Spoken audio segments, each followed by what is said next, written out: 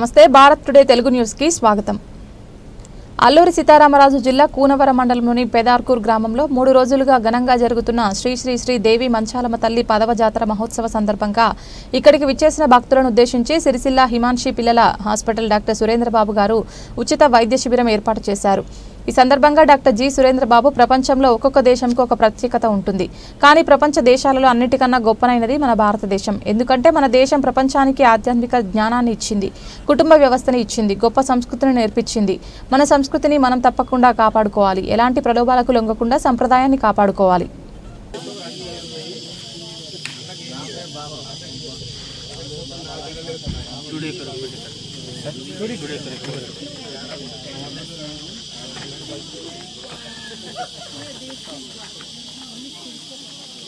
ఇవన్నీ బిల్స్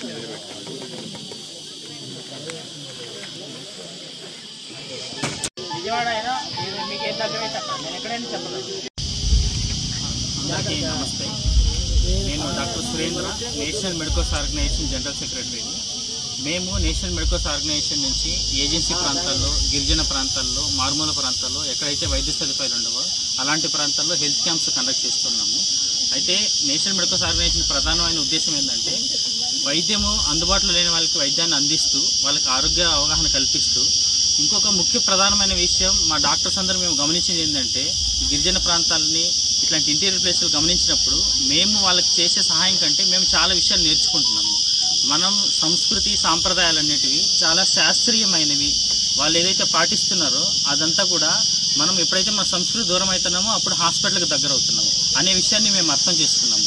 వాళ్ళు ఏదైతే పాటిస్తున్నారో ఆ జీవన విధానాన్ని ప్రిజర్వ్ చేసుకోమని మేమందరినీ వాళ్ళని కోరుకుంటున్నాము.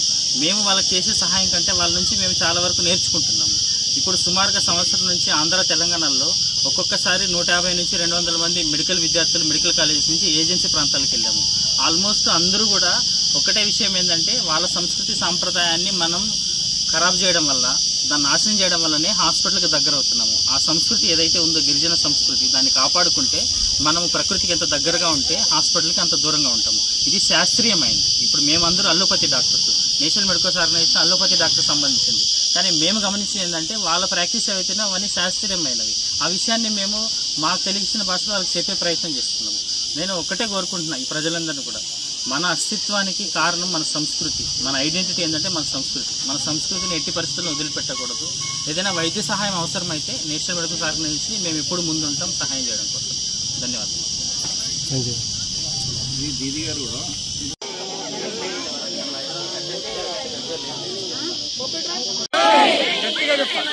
మాంచాలమ్మ దేవికి, మాంచాలమ్మ దేవికి.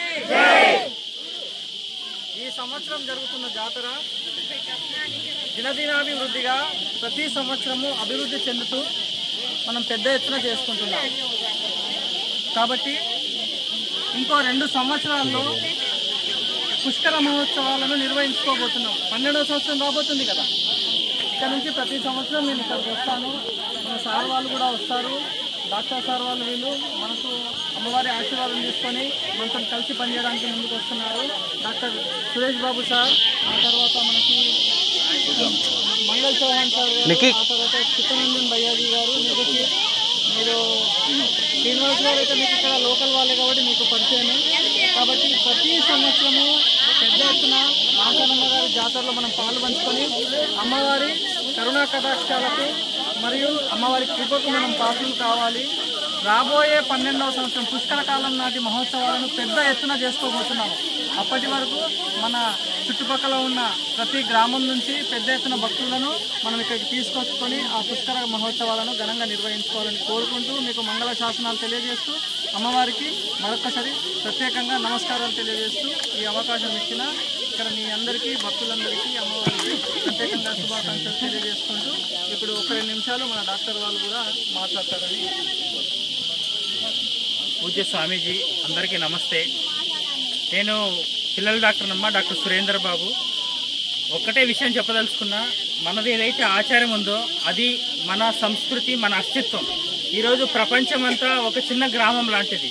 ఈ మొబైళ్ళు, టెక్నాలజీ, టీవీలు వచ్చిన కాలంలో ప్రపంచం అంతా కూడా ఒకటే గ్రామం లాంటిది. ఇలాంటి సమయంలో మన ఐడెంటిటీ, మన గుర్తింపు ఏంటంటే మన సంస్కృతి. మన సంస్కృతి మన తల్లి లాంటిది. మనం ఎలాంటి ప్రలోభాలకి లొంగకుండా మన సంస్కృతిని ఇట్లనే కాపాడుకోవాలి. అమ్మవారి మహిమ గురించి నేను మీకు చెప్పాల్సిన పని లేదు. ఖచ్చితంగా అమ్మవారు ప్రపంచానికి, దేశానికి, మీ గ్రామానికి అందరికీ మంచి చేస్తారు. మీరు ఈ సంస్కృతిని ఇలాగే కంటిన్యూ చేయాలి. అందులో ప్రతి సంవత్సరం కూడా మేము హాజరవుతాము అని నేను ఈ సందర్భంగా తెలియజేసుకుంటాను. ధన్యవాదాలు.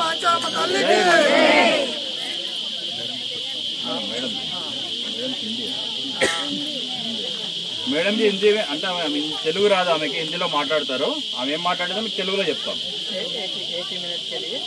హిందీ में बात करें हम ट्रांसलेट करेंगे. आप सभी को मेरा नमस्ते. मैं माता के द्वार पे आई, माता रानी के, और सबके सहयोग से, मुझे इनका नाम तो नहीं पता, इनके सहयोग और स्वामी जी, डॉक्टर साहब